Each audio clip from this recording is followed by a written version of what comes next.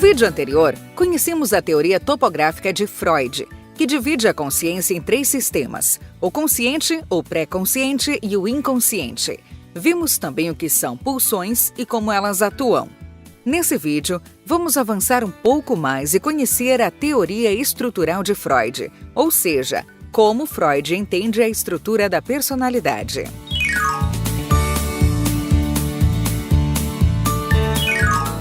Freud percebeu que seus pacientes apresentavam inúmeros conflitos internos e muitas vezes lidavam com tais conflitos realizando certos acordos psíquicos para tentar aliviar a ansiedade gerada pelos conflitos e manter algum nível de conforto mental.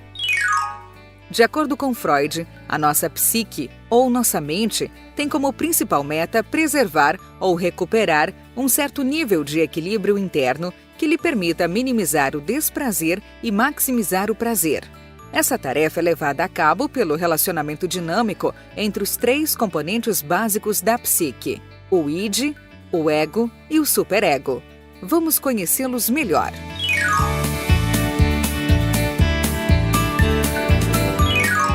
O id é a estrutura original da personalidade, por isso é caótico, desorganizado e sem forma. Todo o conteúdo do id é inconsciente. Lembra da parte mais profunda do iceberg que estudamos no vídeo anterior? Pois é, todos aqueles processos e elementos que jamais foram conscientes formam o id, essa dimensão caótica da personalidade. Dê uma olhada. Freud's notion of the unconscious is a very uniquely Freudian one. It supposes that there's actually a sort of an area of the mind that gets sealed off in the course of human development, within which tempestuous instincts are struggling for release but can't find proper release owing to this phenomenon of having been sealed off. And that's the unconscious mind. It's a very animal-like unconscious. It has all of these wild and tempestuous instincts inside of it. And when we speak of an unconscious behavior, that's a different sense of the word than Freud thought. Freud's was a very dynamic unconscious, and it's one that is much more plausible in the context of biological notions of his day, that unconscious was our animal evolutionary past for Freud. And in that animal evolutionary past are things that are incompatible with modern civilization. But there's no way to escape it, because we are forced to inherit all of these things from the past and to repeat them. So Freud's unconscious is alive, powerful, sealed off, and dangerous. And it's part of a 19th century thinking about the organism and evolution. Devido a essa natureza caótica, no id convivem, por exemplo, desejos contraditórios lado a lado, sem que um anule o outro, pois a lógica não se aplica ao id. Mas o id também é a fonte de toda a energia das pulsões.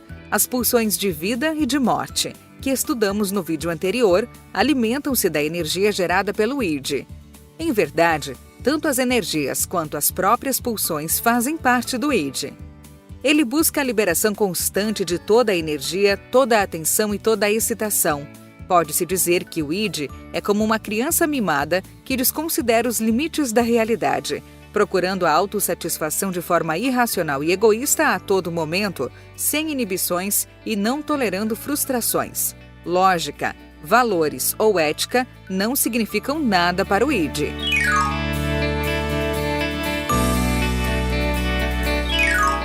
O ego é uma estrutura da personalidade que se desenvolve a partir do id, na medida em que o bebê vai tomando consciência de sua própria identidade. A função do ego é a de procurar atender e ao mesmo tempo aplacar as exigências constantes do id, preservando a saúde, a segurança e a sanidade da psique. Como o id é incapaz de lidar com a realidade externa, o ego, que é lógico e racional, cumpre essa função, fazendo o meio de campo entre o mundo interno e o mundo externo. A energia utilizada pelo ego é extraída do id. O ego, segundo Freud, se esforça pelo prazer e tenta evitar o desprazer, mas ele faz isso considerando as limitações e as oportunidades que são postos pela realidade externa, controlando as exigências do id e avaliando como, quando e se elas devem ser satisfeitas. Em poucas palavras, o id funciona segundo o princípio do prazer.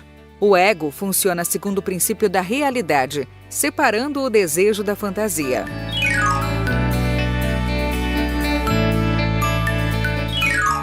O superego é uma estrutura que surge a partir do ego e tem a função de atuar como um juiz das ações e pensamentos do ego.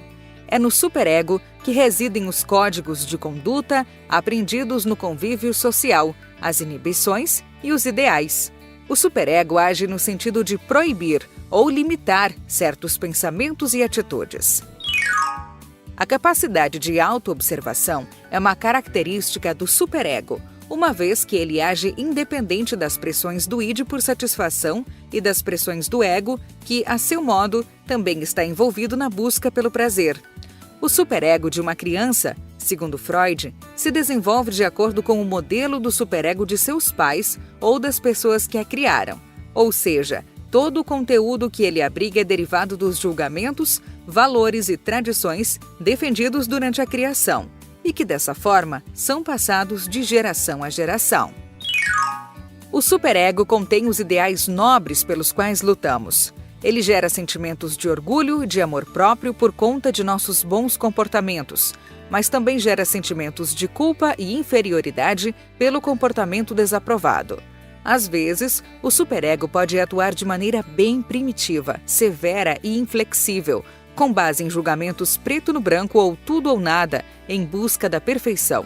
E a pessoa pode se sentir culpada até mesmo por certos pensamentos, mesmo que eles não tenham provocado nenhuma ação.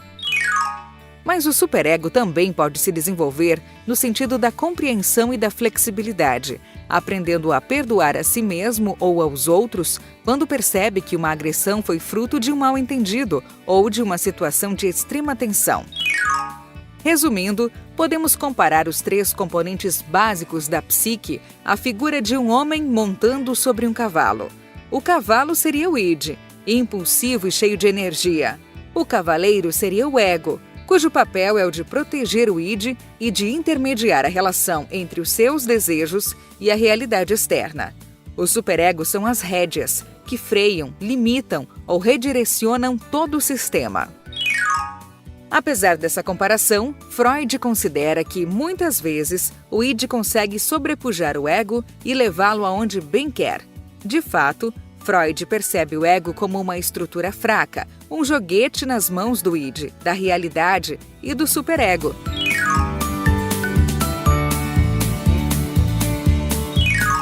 Como vimos, do id surge o ego para lidar de forma realista com as exigências do id, considerando a realidade externa. O superego, por sua vez, emerge do ego como um freio moral, um juiz que controla a flexibilidade do ego.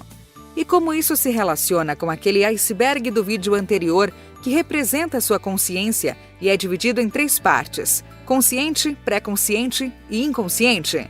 Bom, aquela parte mais submersa, o inconsciente, abriga os elementos que constituem o id, ou seja, o id é totalmente inconsciente.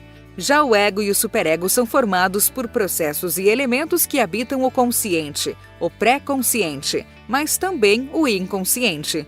Logo, eles são parcialmente inconscientes. Dê uma olhada.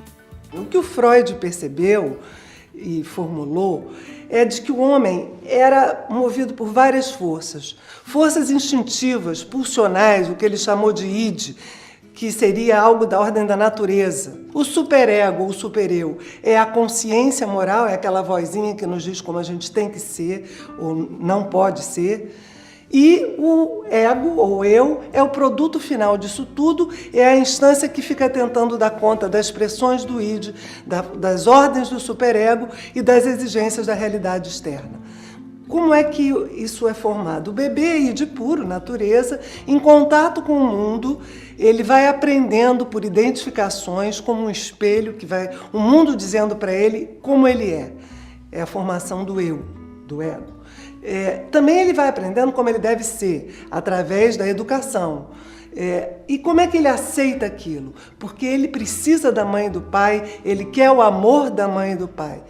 Em um momento seguinte, isso é introjetado, é internalizado. Nesse momento, A criança e depois o adulto não pensa mais, eu preciso fazer isso pela mamãe. Ele pensa, eu para me amar preciso fazer isso. O super-eu tem um lado ideal, o Freud chama de ideal do eu, que são as nossas expectativas de performance. Eu vou ser uma grande pianista, em geral a partir do que os pais queriam, né? E as ordens morais, o superego propriamente dito. Vocês imaginem pessoas com exigências muito severas, com um superego muito tirânico. Que conflito, que exaustão, tanto do ponto de vista dos ideais, tenho que ser a melhor aluna, tanto do ponto de vista das repressões sociais. Por isso, o propósito da psicanálise, segundo Freud, é justamente o de fortalecer o ego, para que ele se torne mais independente do autoritarismo do superego, se torne mais senhor de si, com uma capacidade de percepção mais apurada e ampliada, lidando melhor com as exigências que recaem sobre ele.